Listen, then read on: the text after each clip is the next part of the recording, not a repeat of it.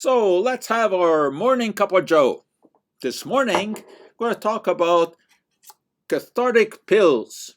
You ever suffer from a torpid liver, whatever that may be, or maybe from belching or from constipation? 100 years ago, you probably would have been given something like this, cathartic pills. What's in there? Impossible to know because this was the patent medicine era. You could basically sell anything without any declaration on the label. It probably contained some extract of senna leaves or something called jalap, which is an extract of a vine that grew in South America, or gamboge, latex from an Asian tree, very colorful latex because it's actually used to dye the robes of monks in Asia. So it was a purgative, and there was absolutely no control over dosage. It could have been harmful. Purgatives, of course, can indeed be harmful. And you think that you would have learned something from that era, but maybe not, because today you can go into health food stores or online and buy something like this. Again, no list of ingredients. The only thing it suggests that it got something with pancreas, and that is itself a problem because that implies that this may be something akin to insulin.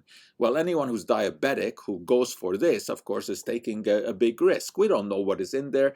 Absolutely no list of ingredients. We certainly need more regulation in that area. Talking about regulations, one of the most controversial chemicals these days is glyphosate, trade name Roundup. It's a herbicide, and the reason it's so controversial is because this is what is used in conjunction with genetically modified crops. The crops have been modified to be resistant to this chemical so that you can spray a field, kill the weeds, and leave the crop intact. There's constant review, of course, of this because obviously it is something that is designed to kill. In this case, it's designed to kill plants. So it's possible that it may have some problems for humans as well. There are constant reviews. And the most recent one comes from the European Alliance.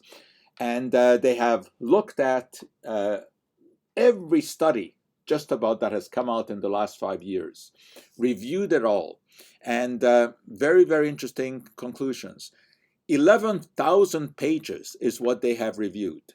And they've come to the conclusion that there's no evidence for carcinogenicity, for mutagenicity, endocrine disruption, fertility problems. There may be some issues environmental. Perhaps bees are affected. That's still open for discussion. But as far as humans go, there's just no evidence of toxicity. However, you will see graphs like this posted on the internet all the time. And anti-GMO speakers mention this. And they show you a relationship between glyphosate and the increase in autism. This is what we call an association. It is certainly not a cause and effect relationship. Just because there is more glyphosate used now and there are more cases of diagnosed autism doesn't mean that one causes the other. An association is not equivalent to a cause and effect relationship. In fact, we could draw a very similar graph between the increase of autism and the increase of flat screen TVs or subscriptions to Netflix. Obviously, that is not a cause and effect relationship.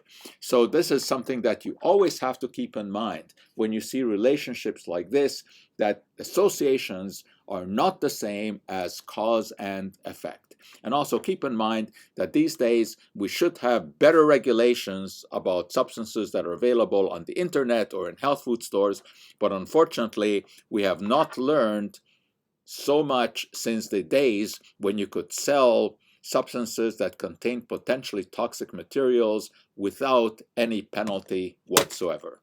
Well, that's it. We'll see you next time.